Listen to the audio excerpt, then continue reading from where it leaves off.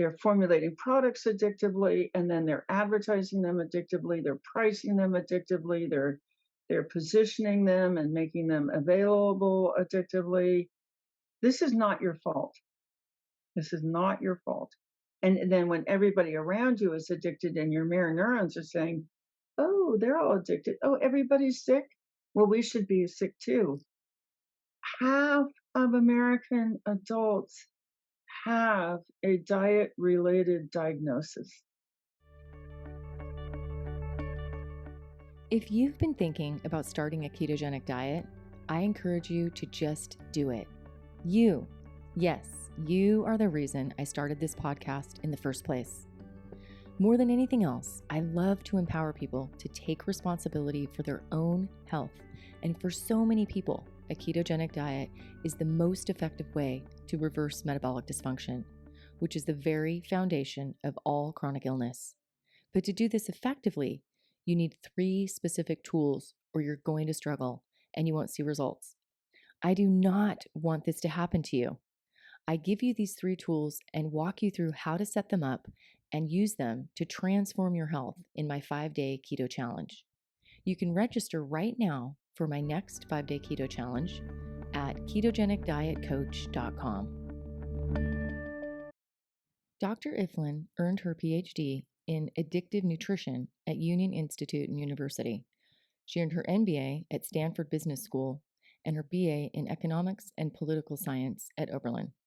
She's been creating breakthroughs in recovery from food addiction since 1999 when she published her first popular textbook titled Processed Food Addiction: Foundations, Assessment, and Recovery. Joan has been selected for her expertise by Oprah Winfrey Network, Martha Stewart Wedding Magazine, Fortune Magazine, and U.S. News and World Report. Currently, Joan is the founder of the online Addiction Reset Community, also known as ARC, and the Facebook group Food Addiction Education. You can find more out about the work of Joan Ifland by visiting foodaddictionreset.com. I warmly welcome you, Joan, to the Ketogenic Diet Show. Thank you so much for joining me. I recently had the honor and privilege of meeting you in person at the Symposium for Metabolic Health in San Diego, California. Yeah. And I'm just glad to connect with you there. Yeah, I really, really appreciated your lecture. It was incredible. And I know that you're going to help so many people that are struggling with food addiction. If you could start out with just kind of sharing a little bit about the textbook that you wrote. Well, it's a great story. At that point, when I started writing the textbook, I had been looking literally for 19 years for a way to help people get off of processed foods. And I started in 1996 when I gave up sugars and flours and got just shockingly great mental, emotional, behavioral, and physical changes, really huge benefits. And I just started on a quest to help other people, including writing a popular book and giving lots of talks and getting on TV and earning a PhD in addictive nutrition and writing papers and chapters, et cetera, none of which worked. And I didn't know why, but in the course of writing the textbook, I found out why. And here it is. It took me 3 years. CRC Press, which is the biggest textbook publishing house in the world, asked me in 2014 if I would write the textbook and edit it. And my dad died, and he left me enough money that I could do it. I literally sat for 3 years full time running down research, finding the research that illustrated what I had been seeing in recovery rooms and in my PhD work and in just talking to people who were sick from processed foods but couldn't give them up. I found everything. There are 2,000 studies in the textbook. I wrote about 70% of the textbook. There was only one phenomenon that I knew about, that I could not find a study for, and that was blackout eating. It's described in the 12-step big books, but I couldn't find a study for it. Everything else that's described in the big books, everything else I know about processed foods, everything else had observed in people, there's research showing the just validating these observations. So I think the strength of the textbook is, of course, in the blanket of citations. And my doctoral committee mentors said, if you don't have a study, Joan, to back up what you're writing about, then it's sheer speculation. And you have to say that it's sheer speculation. And frankly, nobody will be interested in your sheer speculation. So I meticulously found a study for everything that's in the book, 2,000 studies. And it's over. It's just over, this whole debate about whether processed food addiction exists, because of 11 chapters in the middle of the book in which I take each of the 11 diagnostic criteria for alcoholism as reworded for food addiction, and was able to find research. I think, there's between like 25 and 100 studies for each one of those chapters showing the evidence that this feature of alcoholism is found in overeating. So it's over. I mean, come on. So when people say this is still controversial, like, oh, what planet have you been living on? It's the thing that's really valuable about this book is that professionals can now move forward because they have a very strong platform. Somebody says, oh, food addiction doesn't exist. I have a colleague who says, well, I just get out the book. It's a really heavy book. It weighs a lot. And I hit them over the head with it. Oh no, don't do that anymore. But yeah, it's over. This is the value of the book.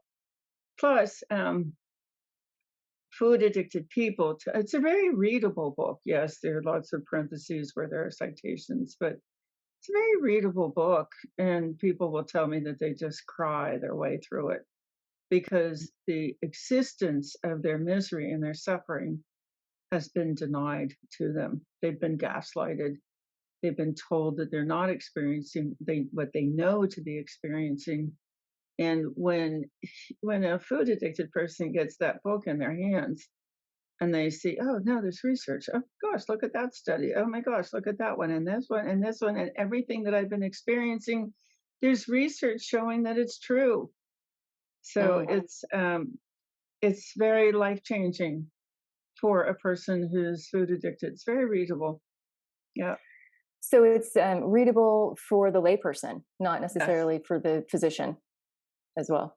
It's for the physician. The physician has got to have the citations. They've got to have the footnotes. They've got to have the bibliographies. Physicians, researchers, students. I got an email one day saying, without your textbook, I never would have finished my master's program. So people are using it as a jumping off point.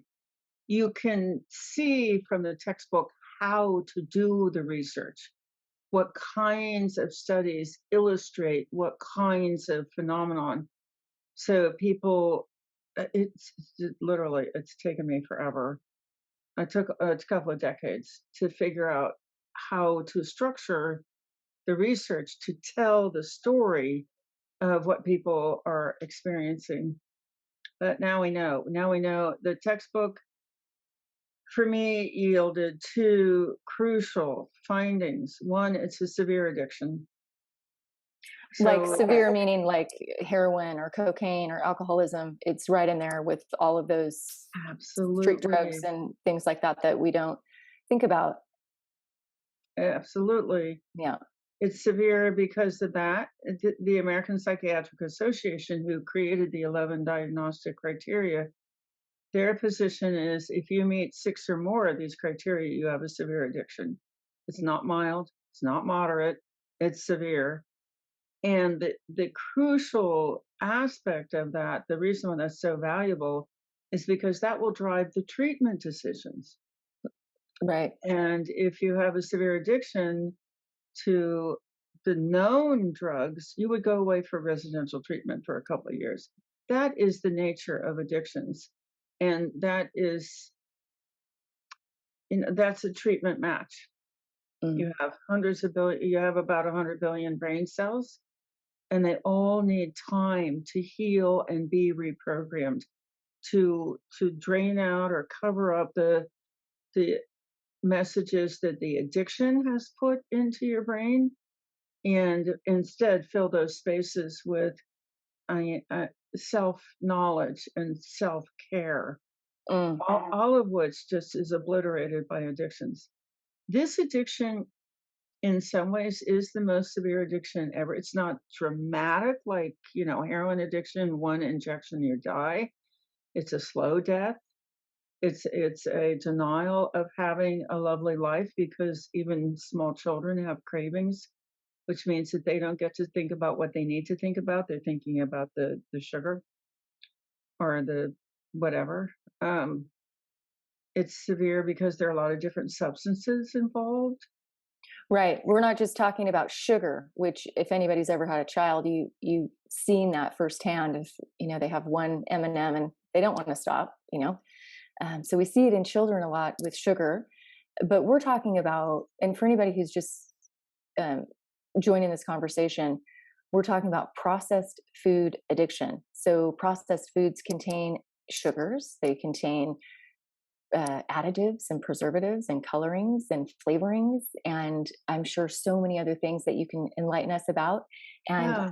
your book, Joan, if you're not seeing this video and you're just listening, is called Processed Food Addiction by Joan Ifland. So please check that book out. I talk a lot also about food addiction in my book, Radical Mhm. Health Makeover.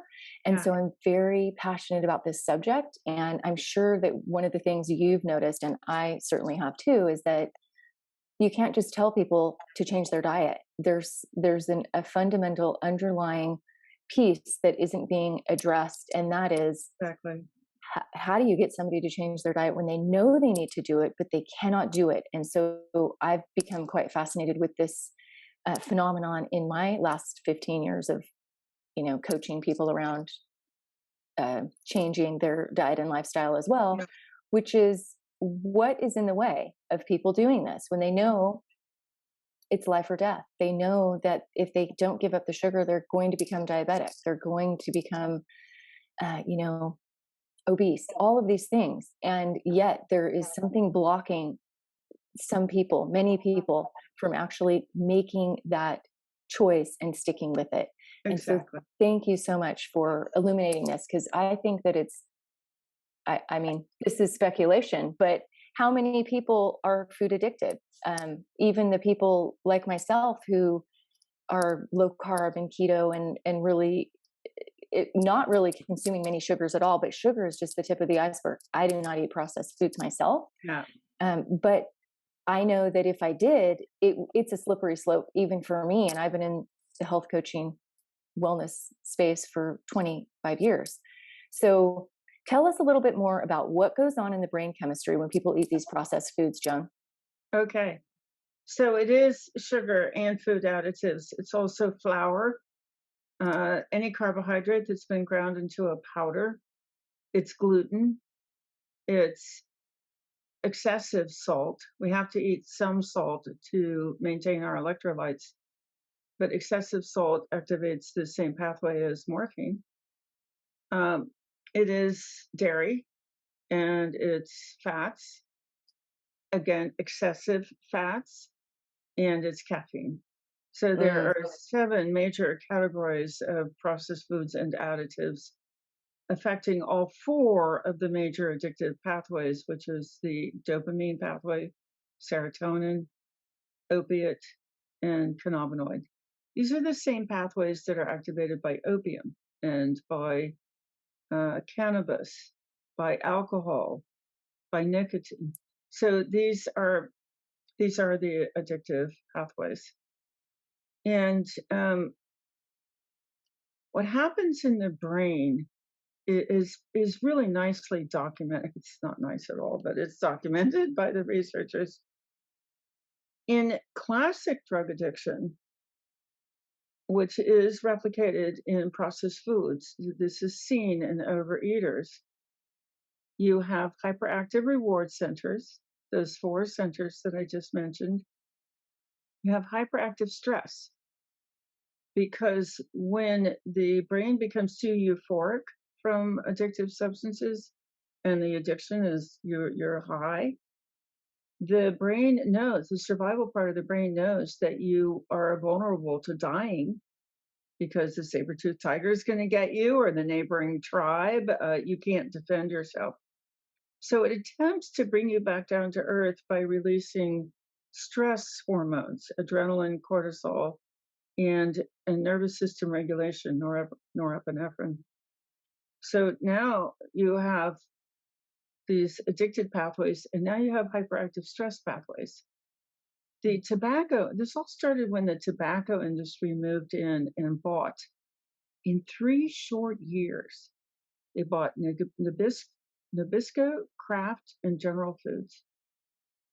And all you have to do is ask yourself, why would people who make their money off of addiction move into processed foods? And the whole mess just suddenly becomes very clear. So what the tobacco companies did is they brought their addiction business model with them. It's a 4-step process to addict an innocent person to a commercial drug, to a commercial addictive substance. Step 1 is you hide the addictive substance in a seemingly innocent product. So they hid nicotine, they hid extra nicotine in cigarettes. Alcohol companies sell these, they're called alcohol pops. They look like soft drinks for teenagers. They hide extra alcohol in those products. We know that the opiate manufacturers hid the addictive nature of their painkillers. This is just normal. When the nicotine companies wanted to get into vaping, they claimed that vaping would be safer, but then they hid extra nicotine in the vaping products. So that's step 1, hide. Step 2 is persuade the person to use the seemingly innocent product often enough to establish the addiction. So when tobacco moved into processed foods, they hired a consultant named Howie Moskowitz, PhD, experimental psychology of marketing from Harvard. And he went around to all the processed food companies. He's now worth $45 million. He earned these outrageous consulting fees by maximizing the amount of sugar, fat, salt in seemingly innocent products, to the point where it was the maximum amount in the product, but the consumer could not detect it. So things like tomato sauce, pasta sauce, went from being pasta sauce to being an addictive substance, and nobody noticed.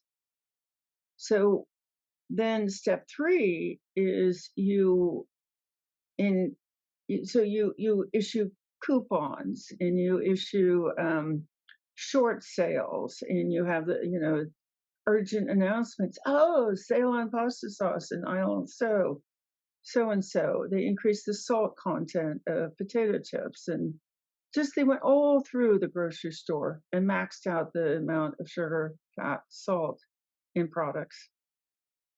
So people just were innocently in mid 1980s going about their business, buying processed foods and eating them. The other thing that has happened was high fructose corn syrup came on the market. That was a big turning point, because the product has to be cheap enough that the person can buy it often enough to establish the addiction. Every time you use an addictive substance, you're training those reward centers to release cravings and euphoria. So gradually over time, those brain cells got trained to, even if they just saw the product or if they saw a reminder of the product, and that's the diabolical step 3, is then you surround the person with reminders. So you have these addicted brain cells, and then you surround the person with reminders so that those brain cells are constantly pumping out cravings. And you're being driven crazy because eventually all you can think about is processed foods and going and getting them and recovering from them. And this is why long before people's physical bodies give out and they die, 1.5 million Americans die from diet-related diseases every year. It's twice as fast as they're dying from COVID, maybe 2 or 3 times as fast. Long before their bodies demise, their brains are the slaves. Addiction means to enslave. Their brains are a slave to these corporations. And when you think about them, when tobacco came in, what did they do? They immediately started targeting small children with sugar. Sugar is more addictive and destructive than cocaine. And here are these corporations targeting children. It's just diabolical. So it's a very severe addiction. It starts very young. That child grows up thinking about food rather than learning life skills. So not only are they being attacked by these experts at the corporations, they don't have the skills to defend themselves. We really, at this point, we need expert self-care. This is a new term that I've thought of. Why can't we get along with the self-care that we had in the 1930s and 40s and 50s? Well, it's because these scientists are preying on us. Our brains are deeply altered. We didn't pick up the basic life skills that we should have when we were growing up because our brains were not open to it. So you have these 2 centers in the brain. You have hyperactive reward system, hyperactive stress, and they are pulling the blood flow away from the frontal lobe, which now you have what's called cognitive impairment. But it means that the brain cells, very specific brain cells in the frontal lobe, don't have enough blood supply to work well. And that is learning and attention span and problem solving and decision making and memory and impulse control. So in a normal addicted brain, you see the malfunction in those 3 centers. But can this actually be traced on a scan of some sort? Yep, you can see it on brain scans. And if you want me to share a screen, I'll dig one up. Sure, that'd be excellent. For anybody who has ever worked with or experienced children with ADD and ADHD, even autism, the very first thing you have to do is get those children off of processed foods. And this is what Natasha Campbell has written about 40 years ago in her book, Gut and Psychology Syndrome. She's worked with millions of autistic children and actually reversed her own son's autism. And later wrote this book. She's a neurosurgeon, actually. Fabulous woman. Highly recommend her book as well. And this is step 1 for anybody who's struggling with any kind of cognitive decline or fatigue or lack of concentration, or children. But sometimes children right out of the womb are being fed formula that's full of seed oils, which trigger the endocannabinoid system, like you had mentioned. Maybe you can speak more about that in a moment, Joan, and sugar and soy and other products that are creating addiction before they even have any awareness of themselves or their environment or how to care for themselves. So it's starting at birth now, and it's so ingrained that it's not impossible to unwind, but it's not easy. And this is not an easy road to go down. You're leading right into that phrase, expert self-care. Yeah. If you are trained, if you've got those expert self-care skills, you can pull it off. You're absolutely right. It's not easy. It's a heck of a lot easier if you have those expert care skills. And today Yes. it just takes training. I don't know anybody aside from the people in our online community whom we've trained. I don't know anybody that has the self-care skills that we have. It's just something that my eyes have been open to slowly. We've had this community now for 4.5 years. We kept adding more skills and more skills. And finally it dawned on me, like, we don't have basic skills and we don't have the advanced skills that are needed to thrive in this culture where the corporations are allowed to prey on us. Absolutely. It's so important. So in my book, Radical Health Makeover, The Science and Spirituality of Self-Healing, the entire first half of my book is dedicated to helping people establish self-care rituals and Mm-hmm. rhythms and skills in that area. Because if you do not have that as the foundation of your daily life, I think it's impossible or extremely difficult to pull yourself out of bad health. And if that's underlined with food addiction, probably impossible. So taking on that level of responsibility is something that isn't taught, and we don't have anywhere to turn to figure out how to do it or to be instructed about how to do it. So Yeah. I feel that that is just an absolutely crucial piece. So I'm really glad that you're incorporating that into your support groups, because I think it's fundamental and absolutely required. And it, So, and it also leads to relief from self-blame. mm, How people say, well, you should be able to do that. That's not true. Without training, without skills, without a book like yours, that's not true. There's no way you yeah. would know how to do this. And without So, support of a community, I think is so yeah. important. So you So can the, talk and more about your community support system in a moment, but let's talk about these brain scans for a minute. yes. So this is a set of 3 composite PET scans, positron emission technology topography. Um, and what's being shown here are dopamine receptor fields. So in order for you to feel good about something, say your dopamine neuron releases the neurotransmitter, but in order for you to be able to feel it, it's got to hit a receptor. It has to connect with a receptor. So the chemicals jump from one neuron to the next to create the feeling, the good feeling. You've got to have receptors. It's a C-shaped receptor. And in this is a composite of 8 or 9 people. You see these bright red fields, those are dopamine receptors. They're nice and open. They're waiting for great messages. Hit me, I want to just feel great.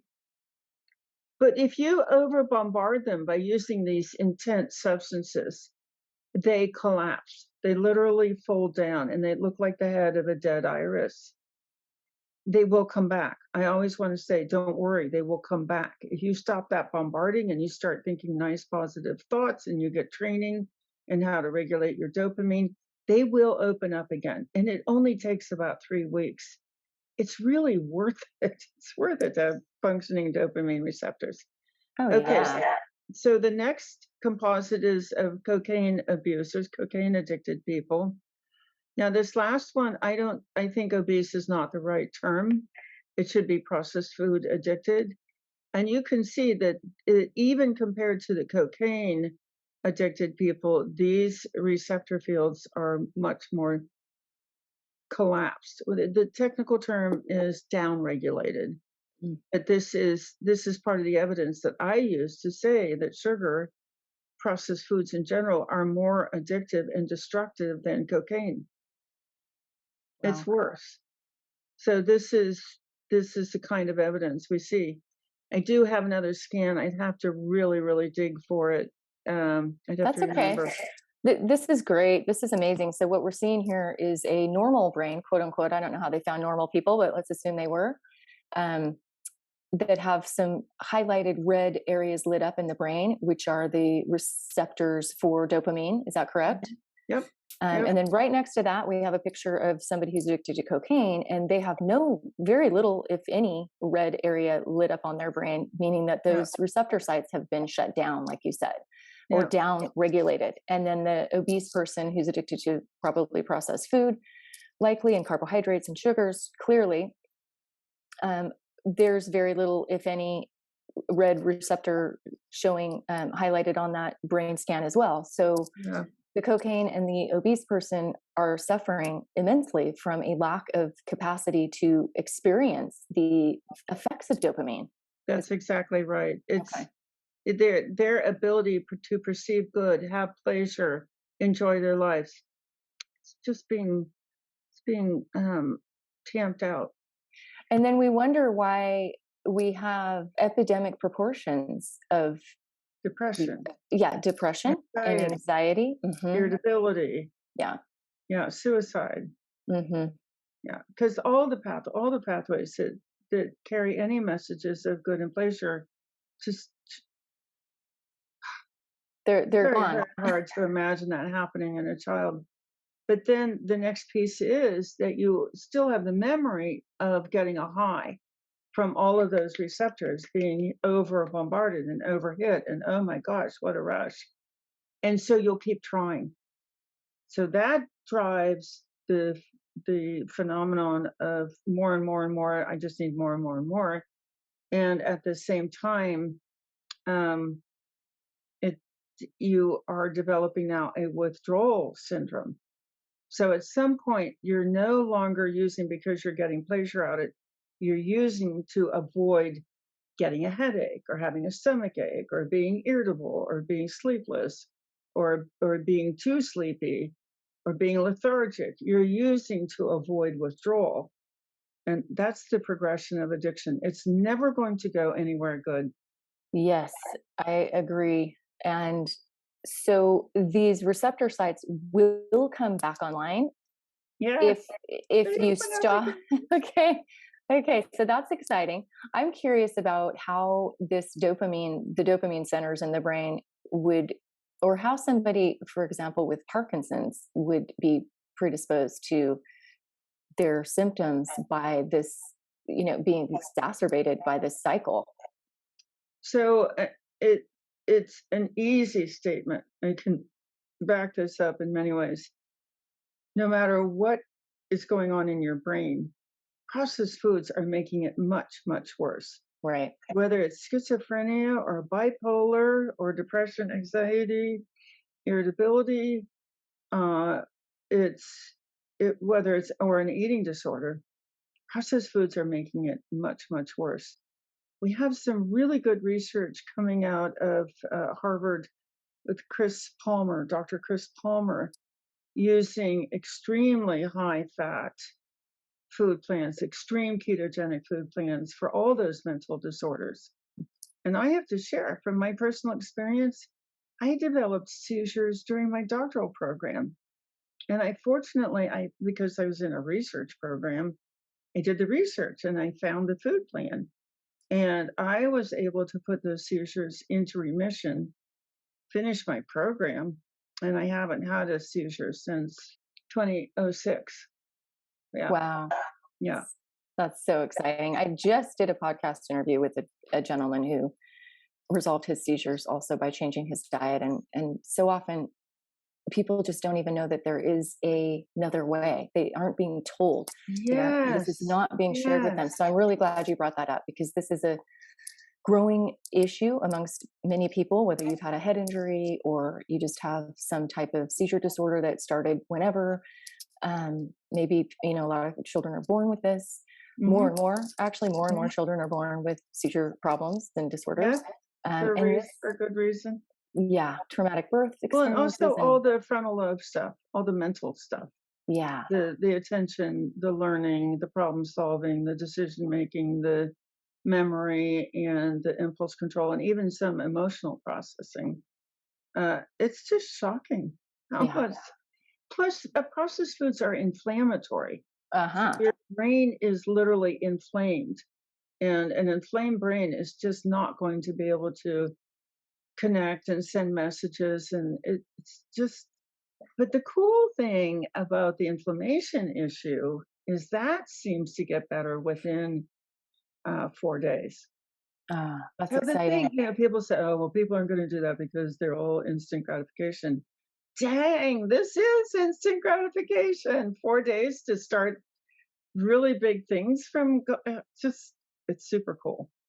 Yeah, and you might feel a little bit worse before you start to feel better because again, Hmm. there's going to be a die off in the gut when you stop feeding the Hmm. sugars Hmm. and the gluten and the wheats and the ground Hmm. flours. Those gut bacteria are going to die off, and that can create some unpleasant side effects and symptoms. And also, your Yeah. brain chemistry is wired to receive that little dopamine hit, and it's Mm, going to be doing everything it can to convince you that you want to eat that processed food or the yes. sugary foods. So I just want everybody listening to be aware that this is a real, It's a real drug addiction. yeah, it really is. And the withdrawals can be so intense. And if you can make it through that window, you will come out on the other side and you will begin to feel better. It just may take a little bit of time. And once you get a sense of that, wow, I mean, anything's possible then. I'm going to share a little secret that I learned a year ago from Steve Finney, who's just one of our heroes, which Yes. is the other thing that makes withdrawal unpleasant is that when you stop eating processed foods, the water retention lets go. Let it Mm. let's go. So all your cells have got this water retention. They're inflamed. They're puffed up. You're bloated. The water is released because the inflammatory substances are not in your system anymore. And they take all your electrolytes with them. So Yes. if you start replacing electrolytes early in that withdrawal process, it will be much better. And I'm not a nutritionist, so I can't recommend the electrolytes, but you can Google search for keto flu recipes, and they'll tell you how to work with your electrolytes. That's a Absolutely. big breakthrough in managing withdrawal. Hot and Yes. cold compresses, you can do this. Yeah. Yeah, I really appreciate you bringing up the bit about electrolytes because that's a super important concept when we transition into a keto diet or Uh-huh. off of carbohydrates in general. Um, really important to keep electrolytes up for that reason because you will dump all that water you've been um, holding on to and storing, and it's going to have a huge impact on your Yeah. entire physiology. And Yeah. like you said, we do release those electrolytes, and we have to, eating a low carb diet means eating a bit more salt. So not excessive amounts of salt, but it might seem excessive if you've never been used to adding salt to your food because you've been getting it from the Doritos and the Yeah. Lay's potato chips and things like that. So Yeah. if you're craving those foods, that's a really good sign that um, your brain remembers that that's where you got salt. So make sure you Mhm. keep your salt up if you're going to get off these processed foods. It's going to really help this transition. So thank you. Yeah. Yeah. It's everything is manageable. Yeah. Even living in a culture, one of the greatest challenges I think is living in a culture where everybody else is doing something different. Americans are eating 73% of their calories in processed foods today. So we are the most powerful system in the brain is our mirror neurons, and they drive us to move towards social norms.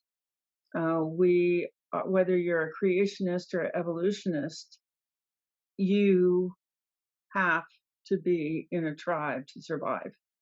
The Bible talks about tribes. Everybody lives in a tribe. You belong to that tribe. The anthropologists talk about tribes. You have to be in a tribe to get food, water, shelter, protection, and have your children grow up to pass on your genes.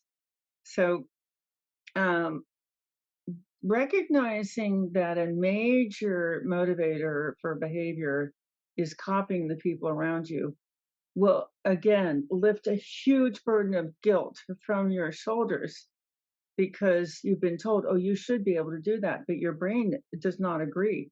Your brain says you must copy the people around you.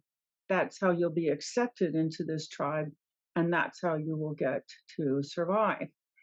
So mirror neurons have to be taken into account If you're around healthy people, it's super easy to be healthy. If you're around unhealthy people, one researcher went so far as to say, if your social circle is not losing weight, you cannot expect to lose weight. Isn't that Mm, amazing? Isn't that that's great. amazing? I mean, that's why the 12-step AA programs are so effective because they have a tribe. They have a tribe that they can go to every single day and gain insight and wisdom and support from people that are doing what they're doing. And that's one of the beauties of what you're offering is that you have a support group. You have a system in place that people can lean into when they need that support. And we all need it. We're all creatures of our evolutionary design. And that means Yeah. we're herd animals on some level. We need a tribe. We need, if we didn't have it, we would not have survived, and we wouldn't all be here right now if we didn't live in this way. So our brain is wired for this. And that's a Yeah. really great point you bring up. We're so tuned in to the safety of a tribe that if we're not in a tribe, we feel uh, insecure, we feel unsafe, we feel that we're in danger, and it's reflected in our body chemistry. So Right. if you're really feeling lonely, you have stress chemicals in your body that are driving your blood flow to your muscle and depriving the rest of your body of blood flow. If you're in a kind, gentle, respectful, cherishing kind of community, your blood composition looks entirely different. You've got all kinds of anti-inflammation and anti-infection agents roaming around. You've got these nice layers of dopamine and serotonin, and you're a happy camper. Your every cell in your body is getting the nourishment that it needs. It's a completely different life.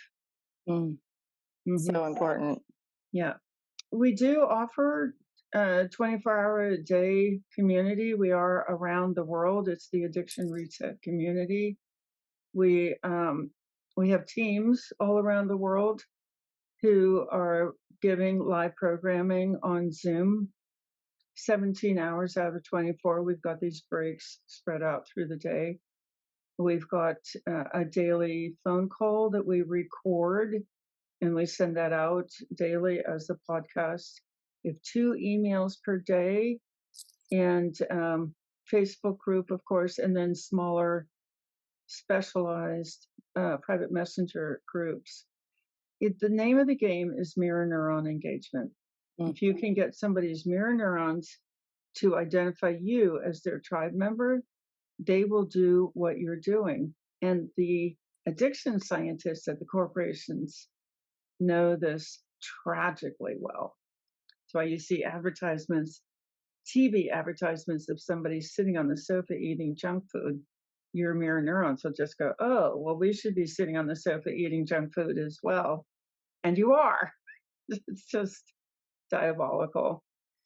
But Yeah, that's, we're all susceptible to the influence of the media and our peer groups and anybody in our community or neighborhood or down at the local corner pub or wherever we're passing yeah, by. yeah. We do have these very potent influences, and we have to understand that part of that is just the way our brain is wired. And so when we see something, we want to be part of that. Just Yes. naturally, our bodies want to participate with others who are doing the things. And so to take that into consideration, how does one actually reprogram their brain?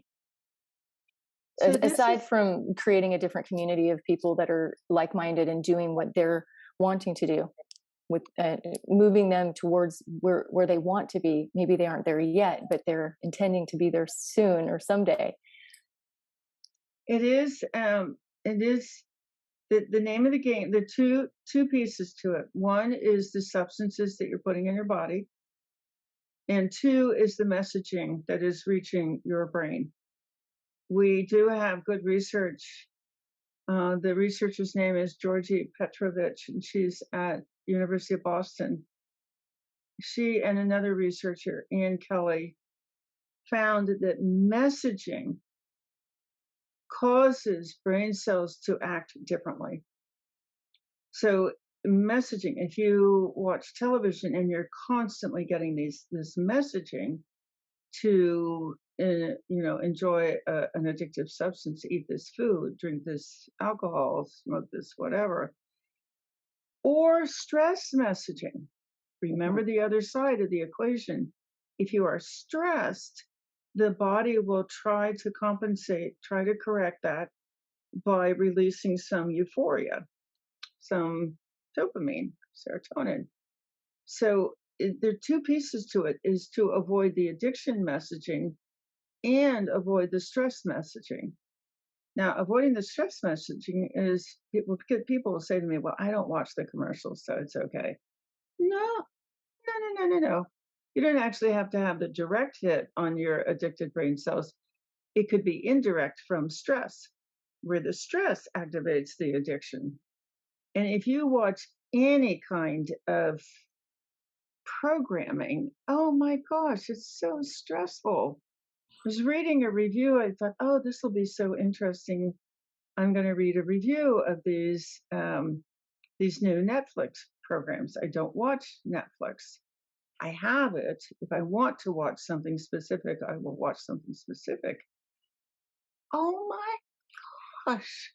I think they were recommending 4 programs, and the horror in these programs, the stress level was, I got to thinking about it. So when I was growing up, if you wanted to see something that scary, you had to wait until the late night, Frankenstein or Mummy movie came on, and we were not allowed to watch them.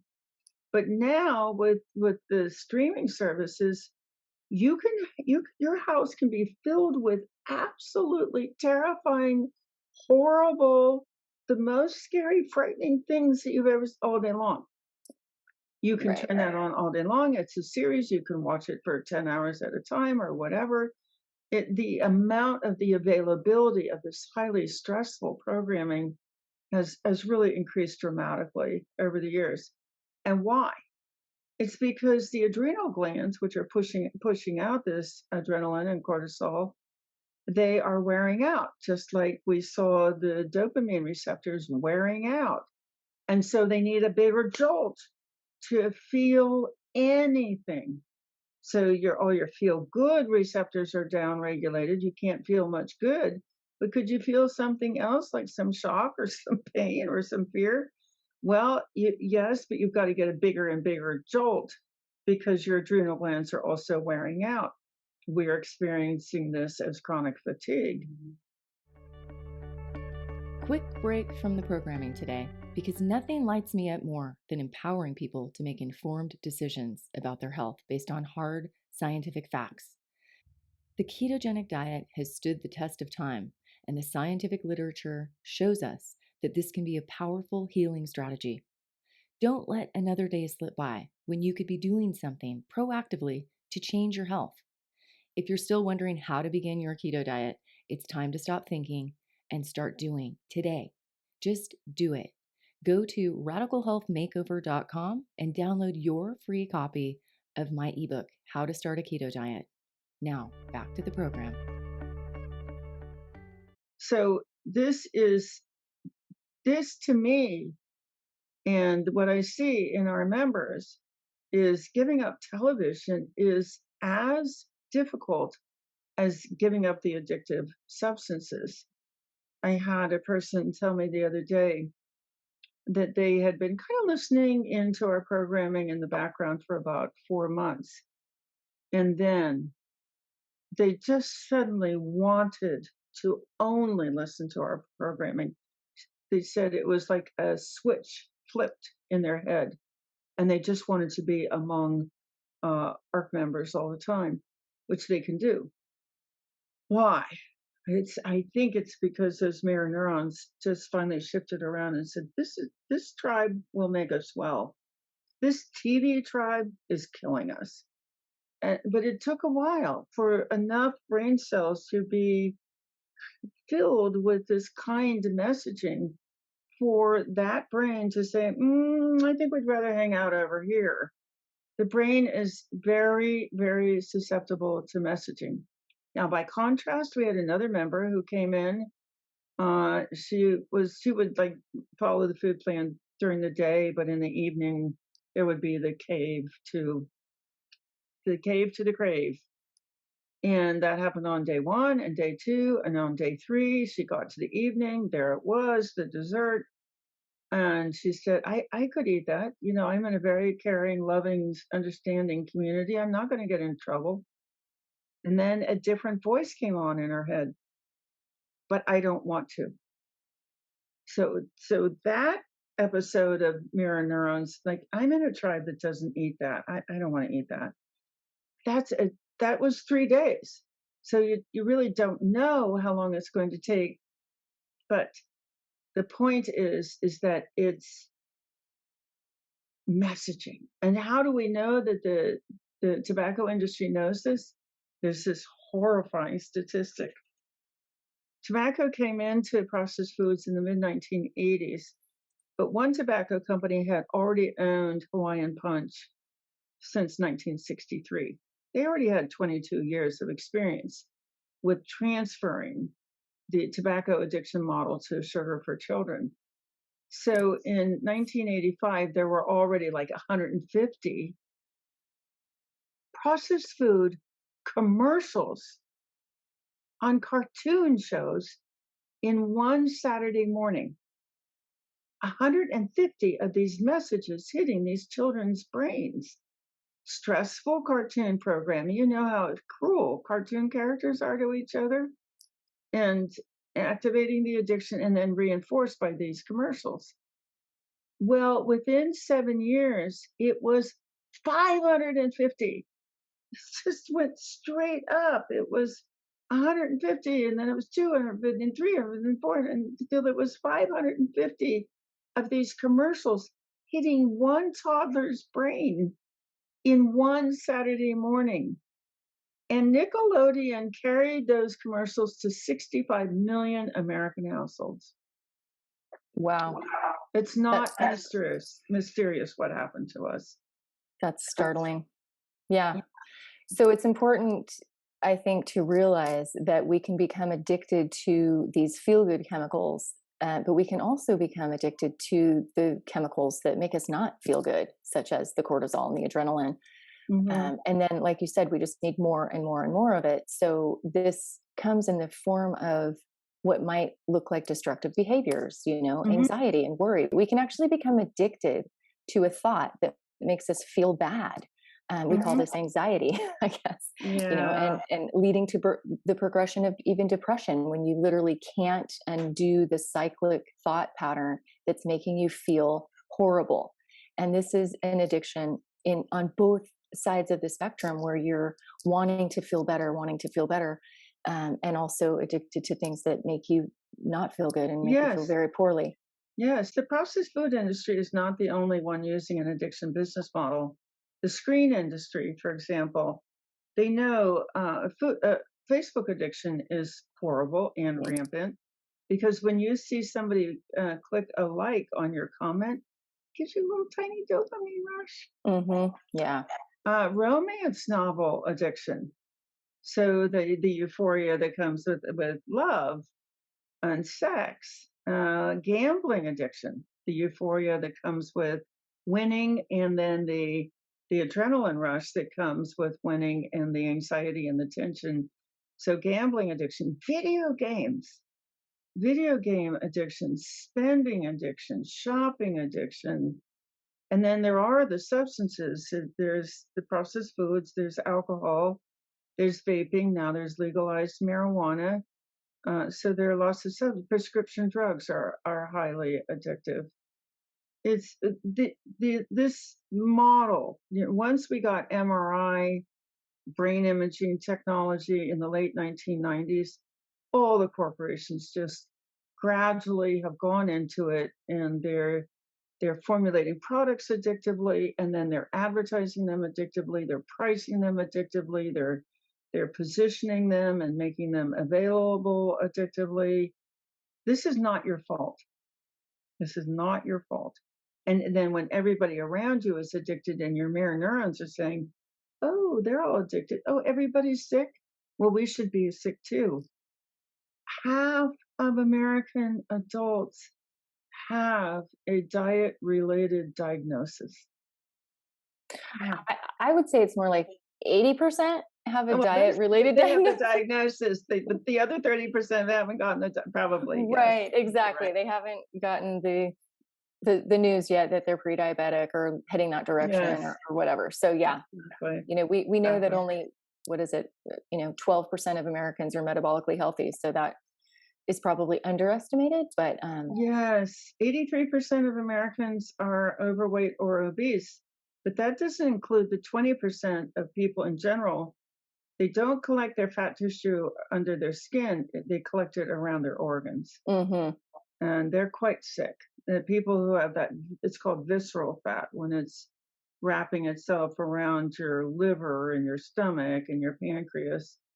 Uh, that's quite a bit more dangerous than the fat that's under your skin. So yeah, people ask me, or I actually have done a presentation. I have organized the information on this. How prevalent is processed food addiction? Does everybody have it? And Mm, the answer is everybody in the United States has it. You wow. can't avoid it. You can't just casually eat and avoid getting it because remember, it was hidden in products that we thought nothing. In 1970, you could have a slice of bread and go on about your day. But by 1990, when the tobacco companies had loaded it up with sugar, fat, salt, you could have a slice and then you'd have a craving for another slice and you could stand there and eat the whole loaf. Wow. It's not your fault and that's not your childhood issues and that's not your genes and that's not your lack of willpower and it's not your lack of determination and it's not self-sabotage. It's a mechanical reaction in your brain to highly addictive substances. I think it's so important that you say that it's not your fault. If you're listening to this and you have a tendency to eat processed foods or overconsume them, I think it's just so important to hear that it is not your fault. Like you said, this is a Yeah, mechanical wiring system that has been taken over. So hijacked. we don't have control over it anymore. And in order to gain control, we have to stop the inputs, The and we have to, messaging. yeah, we have to stop the messaging, stop the input that we're getting from the exterior environmental forces around us. We have to change our environment. We have to change those inputs. And this is so crucial. And this is not easy. This means changing your friends, maybe, not hanging around with the same people you did. It means Yeah, going to different places to eat or not eating out at all. yeah. So where do you draw the line? What is considered a processed food, and how do you move through the world if you are becoming more aware of what triggers your cravings and Mhm. reactions, and actually start to do something different? You can make clean meals. You can go all the way to keto, but you do wanna self-test. You can go to a website, Food Addiction Self Quiz, and you can answer those 11 questions there. Put in your email address because that's how you'll get on our email list, and we'll start inviting you to free workshops. So first step is find out whether you're experiencing those 11 signs of addiction. And then there are lots of ways to regulate dopamine.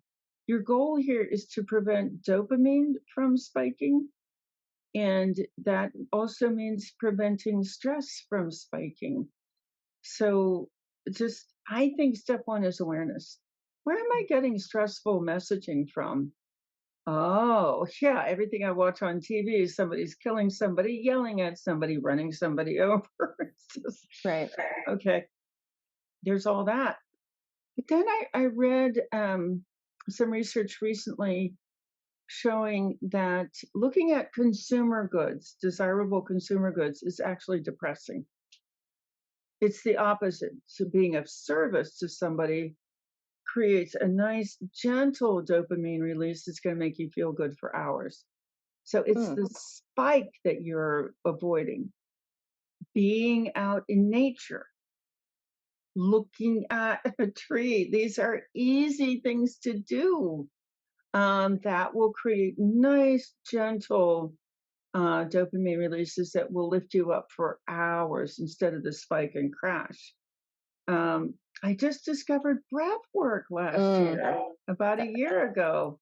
That's Um, that's a huge one. I've been doing my own bits of breath work these days, and it's incredible.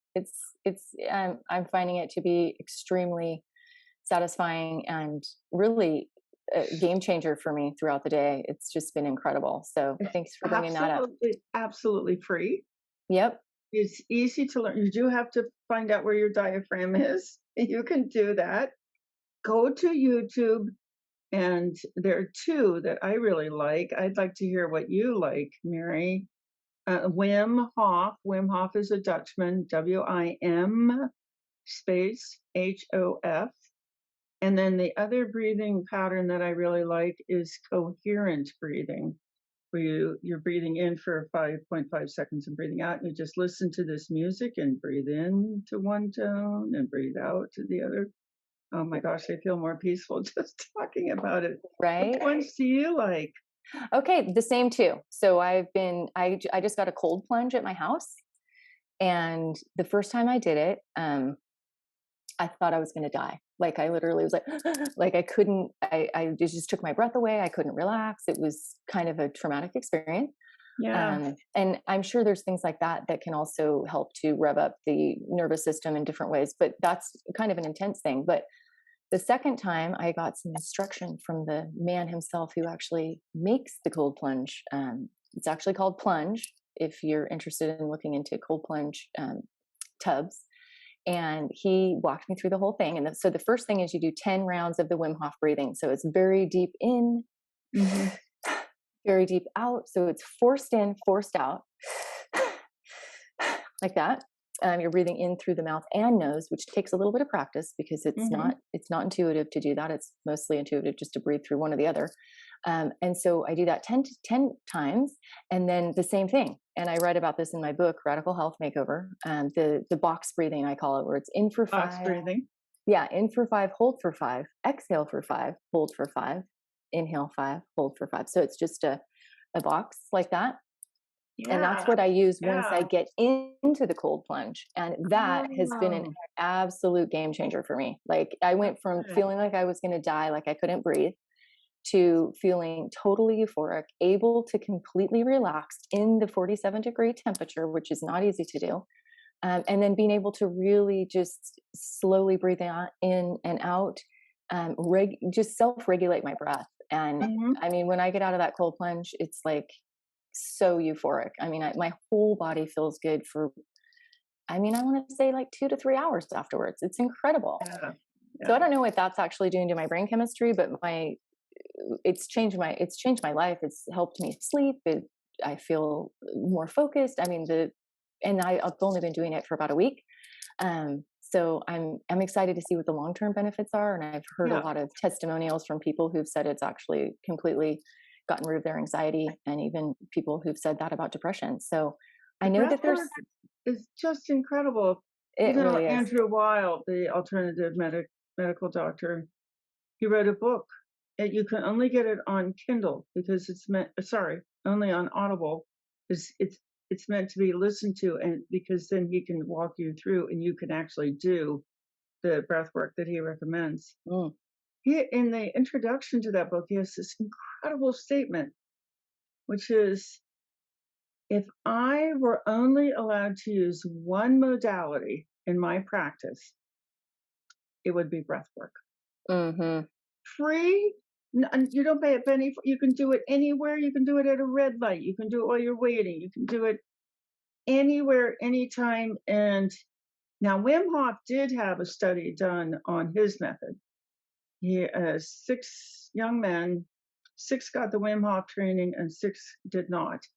They all came into the lab. They got baseline blood work. Half went off to do the training, half didn't do anything. They came back.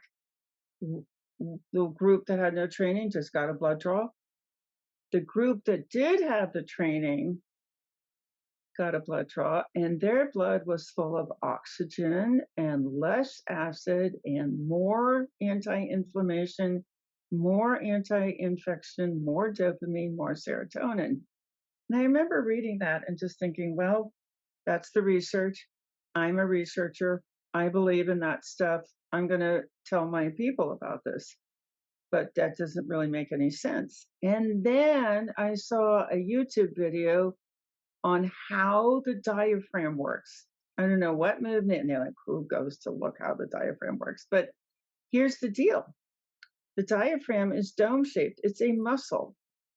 And how does it work to make you breathe? Well, it flattens out and creates a vacuum that the air comes into your lungs to fill. Well, great. That's half of it. What's going on down here? What's going on down here is as it flattens, it's literally massaging the lower abdomen. So the stomach has more dopamine serotonin receptors than the brain. The spleen has anti-infection, and the adrenal glands have anti-inflammation. So literally, when you take a deep breath and you're pushing way, way, way, way, way down on that diaphragm, it's massaging all those glands and organs, and they're releasing all the things that make us happy. It's so Right. incredible. That is amazing. And also, it's probably activating the vagus nerve, which has a huge impact on Yes, all the systems in the body and all the organs as well. As the yes. neurotransmitters, it's the superhighway for the neurotransmitters to get where they need to go. So I talk a lot about that in my book as well, and how to Mhm, activate the vagus nerve. mhm. Um, so saunas, cold plunges, touching the earth with your feet, or just grounding, being in Getting nature, out in taking nature, some deep breaths. Um, doing knitting, doing puzzles, but socializing. yeah. Socializing with healthy people is also a big. I just saw a study showing that socializing improves cognitive function. Oh, Yeah, I believe yeah, that. yeah, Definitely. I mean, we yeah. are wired for social activity and to be near our our tribe. Like you said, we're herd animals by nature. So This is we've so it's this so amazing. It's not hard. It's your breathing is free. Visualization. We do a light visualization where if something's hurting in your body, you wrap it in light. You imagine you're wrapping it in light. Totally free, easy hmm to learn, easy yeah, to do, and you're releasing your own opiates in that case. that's So incredible. Yeah, and there's so much yeah. we have access to with the internet. If we're looking at the right screens with the right information, we can really start to reprogram our brain, and that is Mhm. exciting. So I highly recommend that people find a tribe that they resonate with, that is going to take them where they want to go from where they are, and they start just changing the simple behaviors, that they can do. And this comes circling back to the self-care rhythms and rituals that we can establish in our daily life that keep Yeah. us on track. And also having a spiritual practice, I think, is super important. And most people, are either not tuned into that, or not using it to Yeah. their benefit. Prayer's on the list.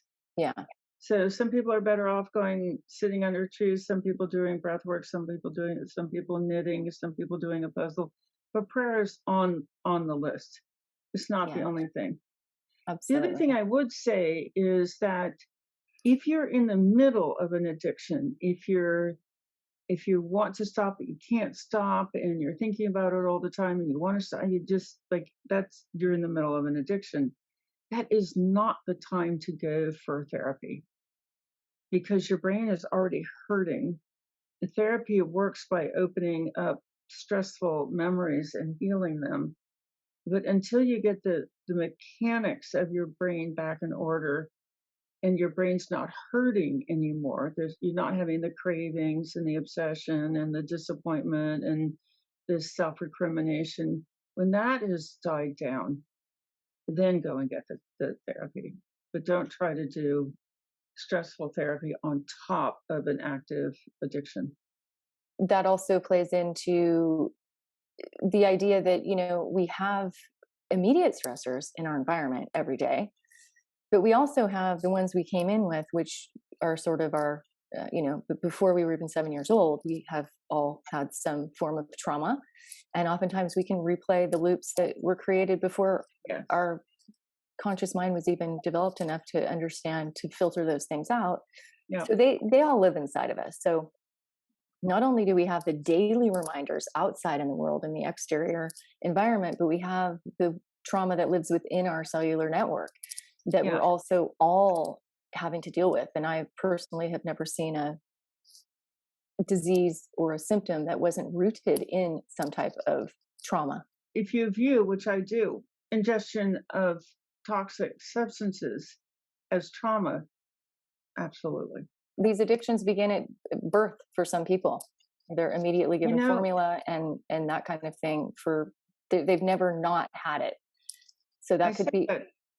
I said that to Rob Lustig one day. I said, it starts at birth. He said, no, it doesn't. It starts at conception. And he's right, because addictions, how do they affect genes?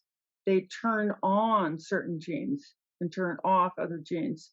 So if the parents are eating processed foods, or at the moment of conception, they've been using substances, other substances, the addiction genes are already turned on.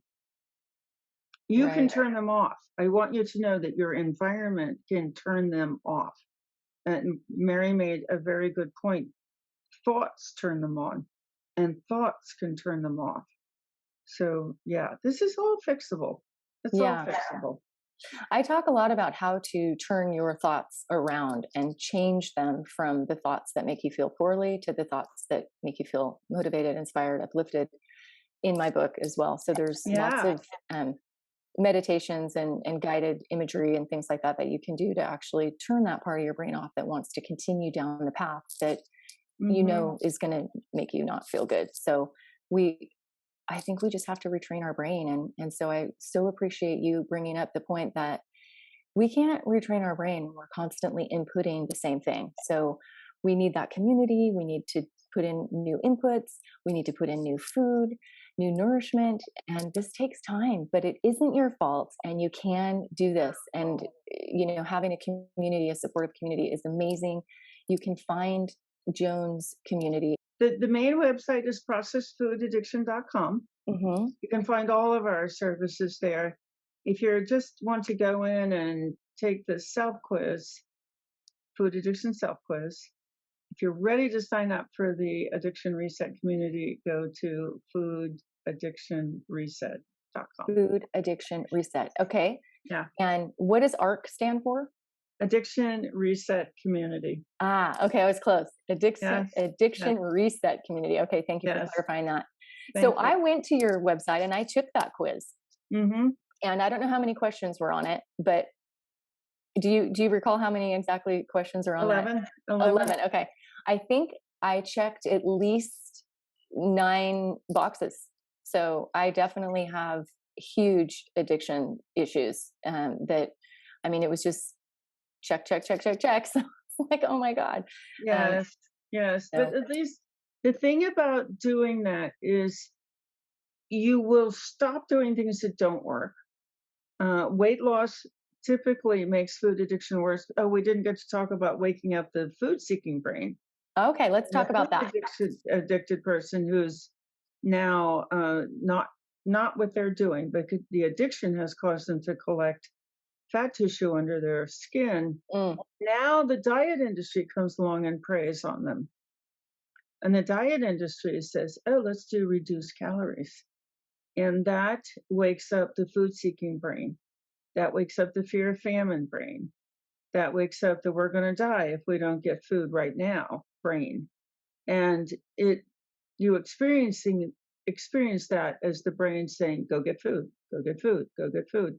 The other thing that happens, it's very tragic, is that the body goes into defense mode, defense against starvation. And what is that? That lowers your resting energy expenditure rate. So now you gain weight very, very easily because your basic, calorie burning function has been diminished. You gain weight very easily, and it's almost impossible to lose it. So there are methods for getting your energy expenditure rate back up, but this is a particular and sad and tragic aspect of addiction to processed foods.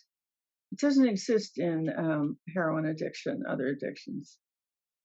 Right. That's a really good point. So, what is happening here is that when you reduce the amount of energy going in, eventually your metabolism slows down to match that because that's the way the body is designed. If you're not getting enough Mhm. calories, your whole metabolic system is going to shut down and slow down.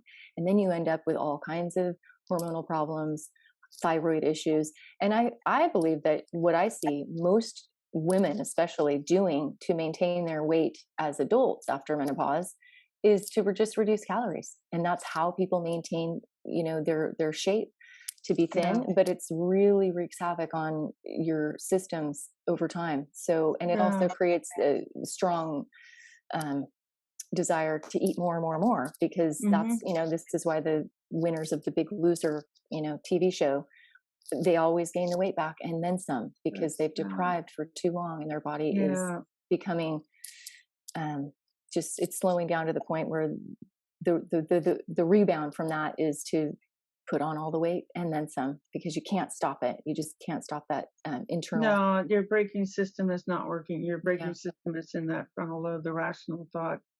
Yeah. The Well, go yeah, ahead.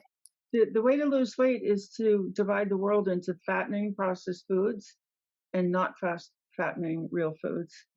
It's shocking how So much we're easier. talking, when we talk about here, the definition of a non-processed food, in my opinion, you can tell me if you have a different definition, but it's a food that only has one ingredient. So typically they don't come in packages. They come from the farmer's market or the Yeah, produce section or the butcher, and there is only one ingredient, and that's it.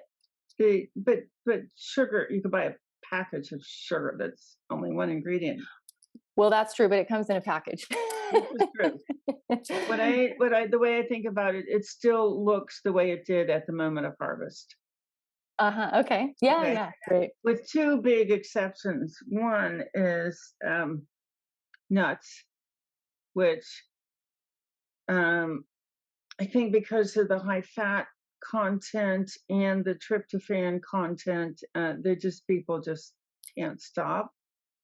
And I do think there's something in the language. Now I'm speculating. I don't have a study on this. I do have a study showing the tryptophan content of nuts. Very hard to find. But I also think about the language. You know, what do you say when somebody's acting strangely? Oh, they're nutty. Oh, that's a nutty idea. They're going to the nut house, which is very disrespectful. Or that drives me nuts. Why? Why is there an association in the English language between that food and odd behavior thinking? And That's then the really other one is interesting. high sugar fruits. Uh-huh. People will get started on them and can't stop, or you think you're eating a high sugar fruit, nothing's happened, but suddenly a couple of days later you have cravings for sugar. So those are the two exceptions to the rule. That's great distinction. Thank you for bringing that up. Joan, this has been just a fabulous Amazing. conversation. Yeah, I really Yes. appreciate you and all the work that you're doing in the world. And Thanks, I just want to, Mary. yeah, encourage people to find you, find your support group. You can find me. I have a support group as well, an online community of supportive Hmm. people. And this is what's needed out there, you guys. So just know that there is support available and it's not your fault. You can turn this around. So thank you Right. again so much, Joan, for joining me. Is there any last minute thing you might want to leave people with? It's not your fault. It's not your fault. But if you're going to fight it, do it right. Get the training. A doctor's office recently said to me, what we need is a 24-hour panic button so that when our patients panic, they don't go to the food, they can come to us. And I said, well, that's what the arc is. You can get into us 24 hours a day. It's not your fault. Not your fault. I realize that what you've heard here is a radical departure from today's politically correct nutritional guidance. If it were politically correct, it would be endorsed by the media. And if it were endorsed by the media, it would be endorsed by Big Pharma. Let's face it, Big Pharma makes money when you and I stay sick. But the truth is, you can take control of your health if you have a plan, a system in place, and a support network. After helping people get keto adapted for over 25 years, I found that everyone who succeeds does three things. I walk you through exactly what these are and what to do specifically to get into ketosis in just 5 days. You can join my next 5-day keto challenge right now by going to ketogenicdietcoach.com. I look forward to seeing you on the inside of the challenge and helping you have wild success with your keto diet.